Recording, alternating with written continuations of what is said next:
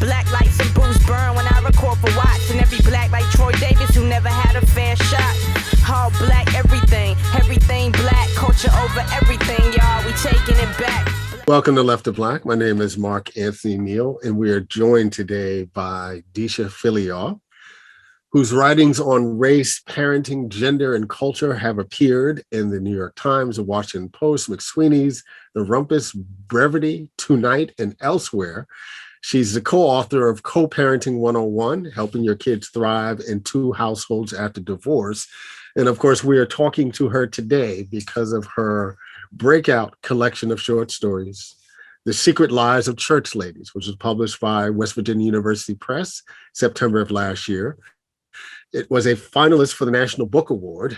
It also just won the Art Seidenbaum Award for First Fiction from the Los Angeles Times Book Prizes, 2021 Penn Faulkner Award, and it has been optioned to HBO Max, attached to Tess Thompson. Of The Secret Lives of Church Ladies, Kiese Lehman writes, "Our new decade deserves a new literary force with major literary skills. Deesha Philyaw uses the comic, the allegorical, the geographic to examine Black intimacies and Black secrets. Her work is as rigorous as it is pleasurable to read." How you doing, Deesha? I'm feeling good now. I love Kiese, and I will forever be grateful for his support and for those words. And I'm thrilled to be here with you today.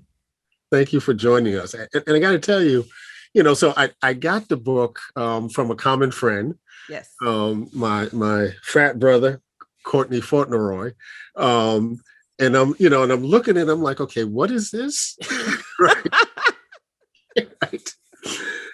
And then even as I'm looking at it, it's like, okay, West Virginia University Press, right? So is this an ethnography? It's like, I was confused. Right. And I started reading it, right? And while this is clearly work of fiction, you are functioning in this book like an ethnographer, right? Giving us an ethnography of these Black church women that we all know. Yes. And themselves have not been able to have a public voice. So talk a little bit how you got to this project.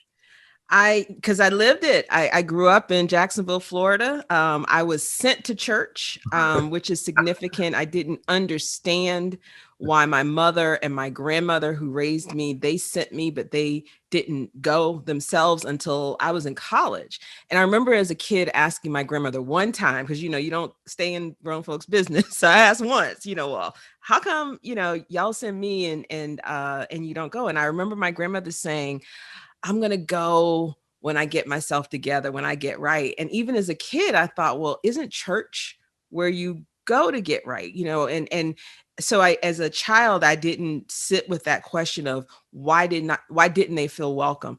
And I'll be honest with you, only in the last year when I've talked about this so much and answer questions like this so much, did I really step back and look at my mother and my grandmother as people, as women, not just my mother and grandmother. And what was it about their lives, and they were two women who were not married, who had children. And I think that was part of why they didn't go, but they sent me. They were still invested in the church's teachings and like there was hope for me. That's how I think they framed it. They both passed on. I never got to ask the follow-up question, but I believe that their spirit is in a lot of these women's stories where they felt judged by the church and not always welcome in the church and constrained. You answered this a little bit, but how much of that was trying to make sure that you would be a good girl? That was exactly right. So while they didn't go, they still weren't rejecting those binaries of the church, that somehow they had sinned and there was, you're either this or you're that, and there's, nothing in between.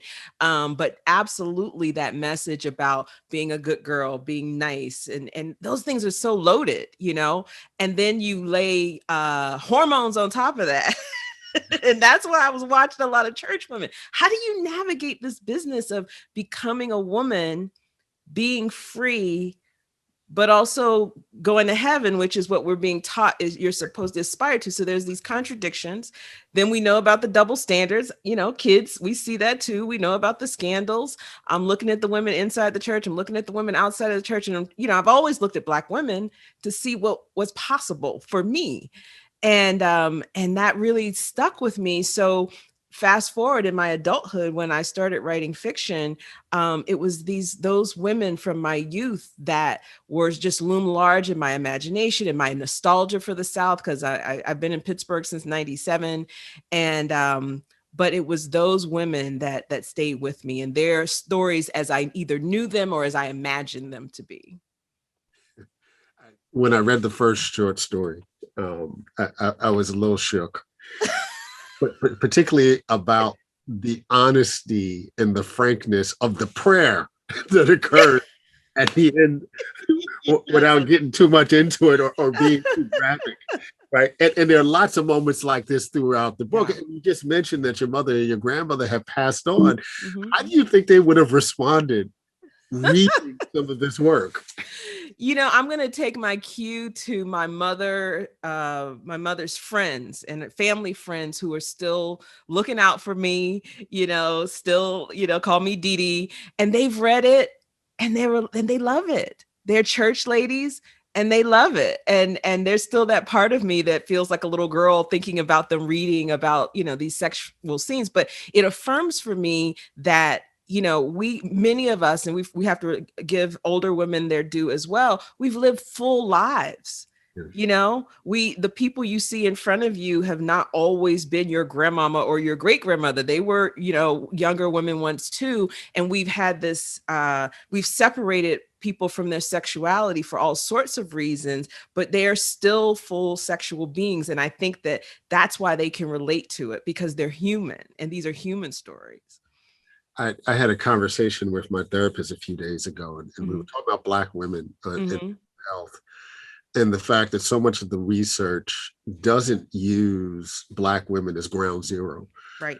So we apply all these ideals to Black women, and they inevitably don't fit quite right. Yes. And when we continue now to have conversations about the Black church and what the Black church is, it is striking to me, even as we acknowledge the sexism and misogyny and gender politics of the Black church, right? It's only now that Black women are visible in that sense, right? But they're still silenced. And so talk a little bit about how important it was for you to give voice. I was struck by an interview that you did, and you mentioned that you signed the books, particularly the Black women, going, I wrote this for us. Yeah. Talk about how important it was to give Black women this voice in this institution that has silenced them, and even more broadly in a larger society that has both silenced them and fundamentally doesn't understand them. Right. And I'll say one thing I was thinking about when I was writing the book is that, there are forces that would silence us, but we speak these secrets, even if we only speak them to ourselves or we speak them to other Black women, And so what I was hoping is that through the stories that to pull back some of that cover, because in that shame and the fear and the guilt, that's what the secrecy and the silence, that's what it fuels. That's what it nurtures, right? And that's not healing, and that's not healthy, and that's not free. And so it was really important for me to write these stories and hope that Black women would see themselves, that would hear themselves, and they would see models of how people are living in ways that sometimes we think it's just us. Or that we can't talk about these things. And it's like, well, no, we're going to talk about these things and question. And I wanted to raise more questions than I gave answers. And so someone asked me, well, were you worried about what people in the church, about what they would think? And I was like, well, I hope people in the church read it, because I want to start some healing conversations. I want Black women to talk in churches about ways they've been harmed by sexism and patriarchy and all these double standards. And I want them to be heard in churches, and I want churches and pastors to be accountable. And I want apologies. I want amends, all of those things. And I think we can do that through conversations. I think that's the power of stories, that they can be a jumping off place for these really tough conversations, so that healing can happen. one of the things the book does, obviously, it gives us some sense of the interiority of Black Yes. women's lives. Mm-hmm. But particularly the piece, at the when the two are coming together in the car as their mothers are dying. Mm-hmm. Really struck me at hospice. Really Yeah. struck me because it's one of these examples in the book where you actually give us some insight into the interiority of Black men's lives. Yes. And Yeah. his comment, about their relationship in the car in the back of the hospice. Yeah. And when she asked him, do you ever worry, right, not to share too much, that while we're doing this, one of our mothers are going to pass? And he makes this interesting comment about, I can't, those two things can't be in my head at the same time, Yeah. right? I have to be able to distinguish that, but she can't, right? Yeah. It's still a real question. And I raise all of this to make another kind of observation I'd love to hear your insight on. Mm-hmm. About the ways in telling these stories, we also get this indication of how, for Black women, their sexual lives, Mm-hmm. regardless of what their gender politics are or their actual sexual desires, their mothers and this idea of the church woman and the good girl are always in the space with them at the same time. Right there in the bed with you. Yeah, so this is gross generalization, but I think men are better at compartmentalizing, and with women, like we're always being asked to multitask. We don't have the luxury of one thing at a time. We're caring for ourselves. Well, I was going to say we're caring for ourselves. Like we put ourselves last too often, but we're caring for children, we're caring for partners, we're caring for our parents, and whatever we're doing professionally and the things that we love. And then there we are. And so we never get anything done if we, kind of did it one at a time. But I think in that moment, it was, she still, even with her mother in the car with them, or the thoughts of the mothers in the car, that was still a way that her grief was expressed, his grief was expressed. And that's what I really wanted people to think about, how we care for each other when we're grieving, because our grief doesn't always look neat. It's not, how does, if you're a good girl and you're grieving, you wouldn't be in the backseat of somebody's car, or would you, and I think it's creating the space for us to grieve in these unorthodox ways and maybe show up better for each other, because, she probably didn't tell anybody about that, and so that's more hiding, that's more secrecy. And when we're grieving, we need people to be with us more than ever. Yeah, I mean, even her observation that when she looked into his eyes, she saw a white and dying mother, right? So it's like, forget about the context of this, right? This guy has a separate life, right? That this is also a retreat from. In these moments. We've heard historically, right, the idea of the predatory Black minister, right, in Black churches, right, who, in many cases have, for lack of a better way to describe it, or a better way to describe it, the pick of the litter among us, right? And the way that, obviously young girls begin to romanticize about the minister as this idealized notion of Black masculinity, father, et cetera, et cetera. You flip the script a little bit. Yeah. That's fun. Talk about the church mom, right? The church mother as this idealized version of Black femininity. Talk a little bit about that choice in that story. You thinking about Peach Cobbler? Is that the one? Okay. So, I actually wanted to, I didn't want to make any character that was easy to completely love or to completely hate, because most of us don't live those kinds of lives. There's that nuance there. And, Black mothers, especially church mothers, they're supposed to be saintly, but even that kind of pressure is too much pressure. And it doesn't allow for us to be flawed. It doesn't allow for us to mess up. And when we can't mess up, we hide, we withdraw. Again, it's the secrets, and that's how we stay sick, and that's how we hurt each other. And so because this mother is living this secret life, and we don't know what her wounds were, it's hindering her child.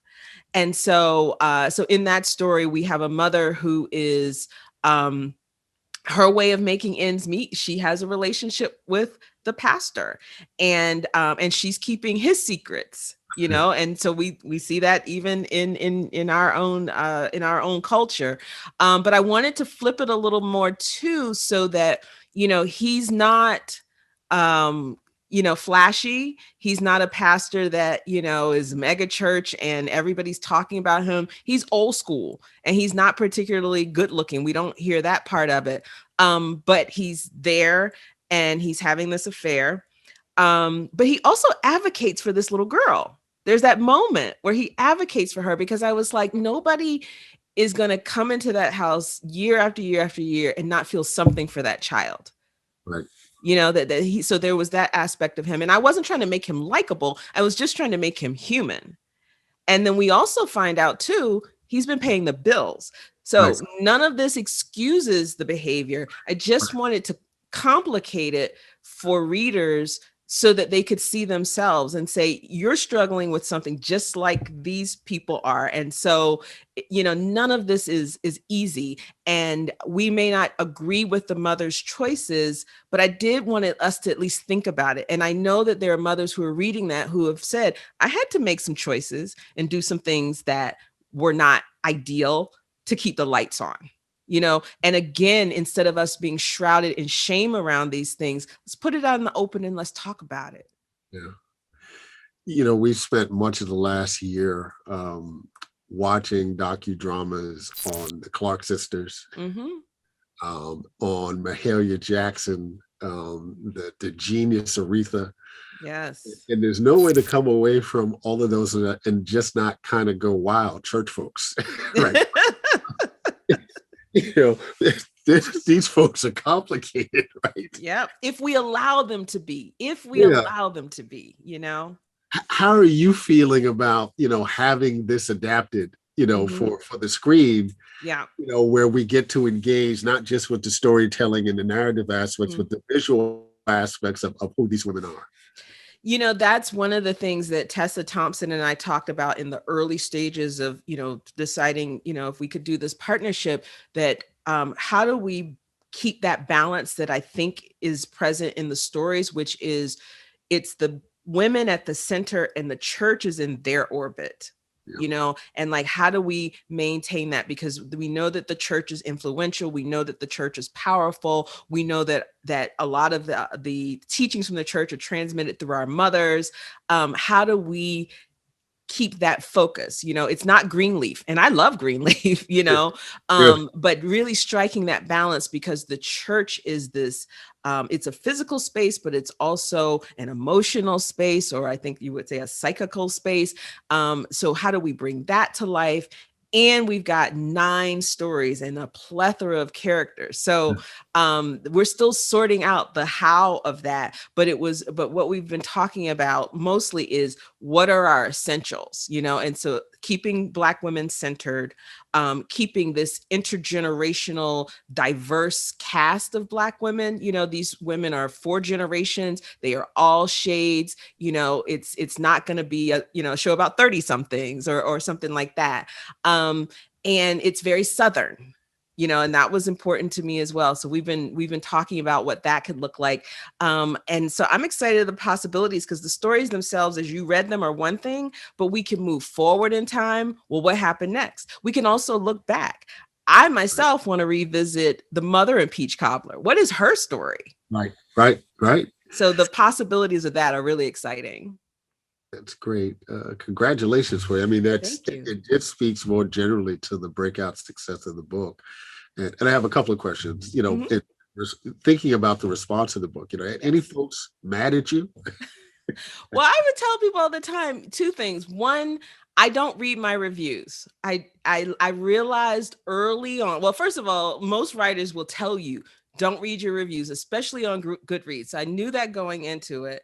And then the other thing was, I decided, even when I was writing, it's okay if somebody doesn't like this book, because there's plenty of books, that I don't like.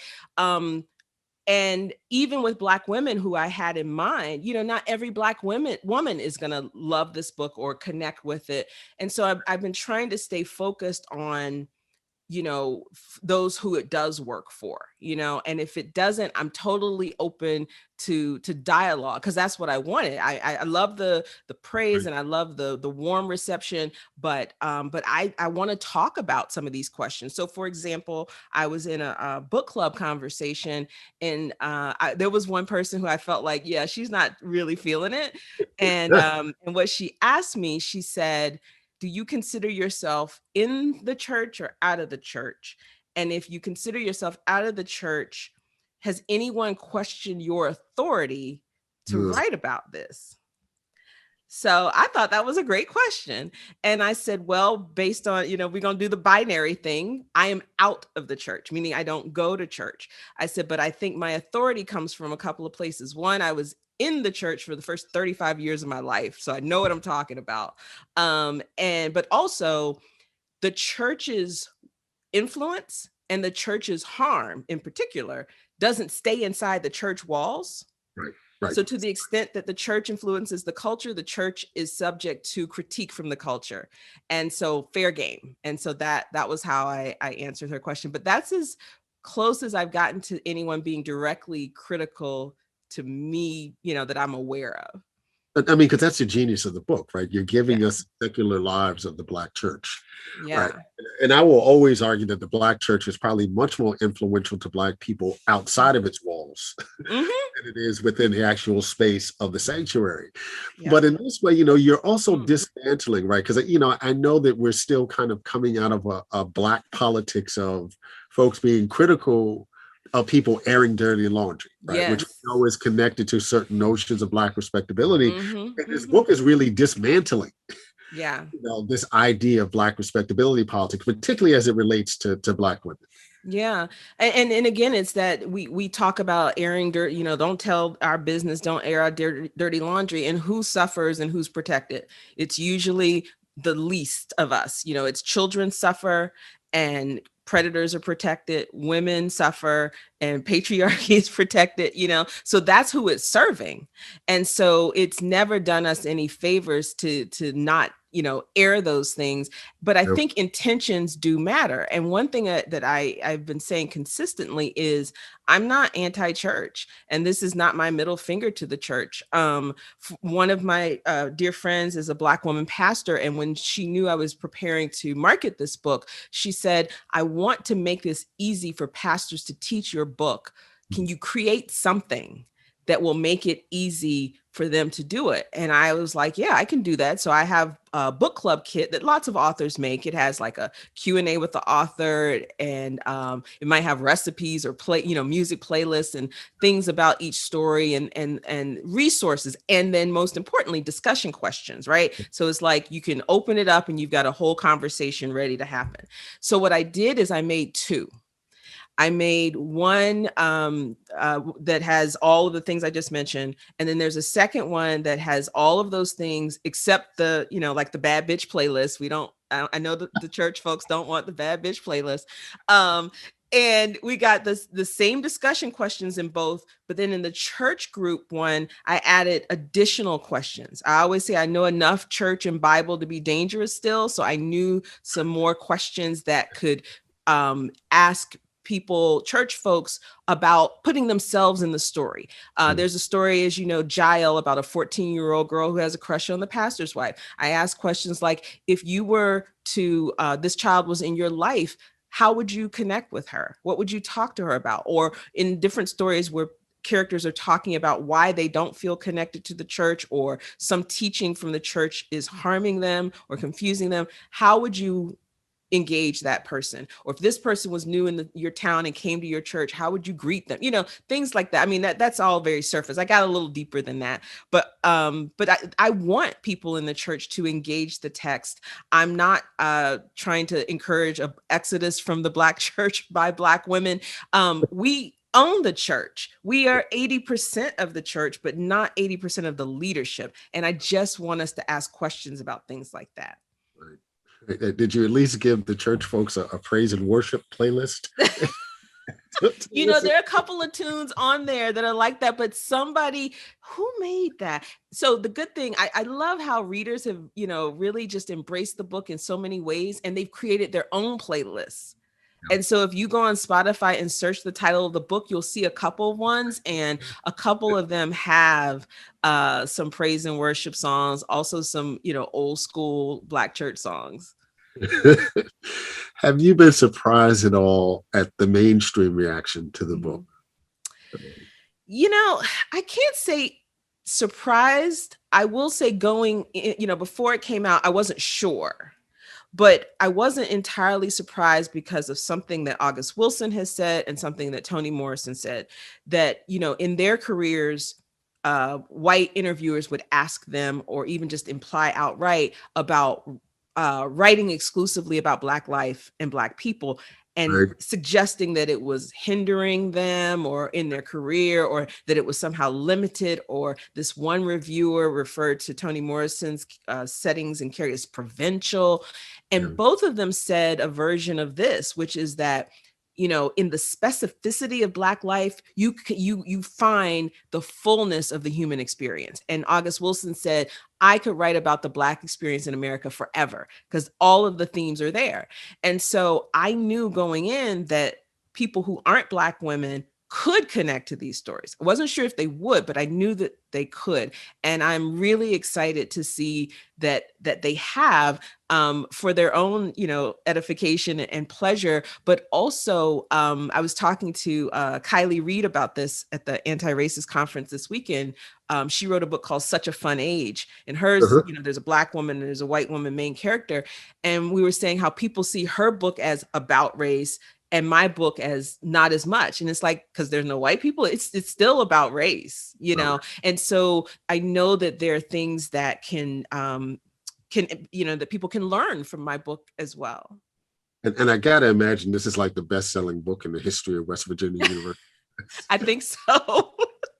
I think so. And I've had a great experience with the press, with West Virginia University Press. And I was in the beginning of this book tour, like a little nervous and a little ashamed to say, nobody else gave me an offer on this book. But I say that proudly now because I want to encourage other writers, other artists. All it takes is one person to say yes.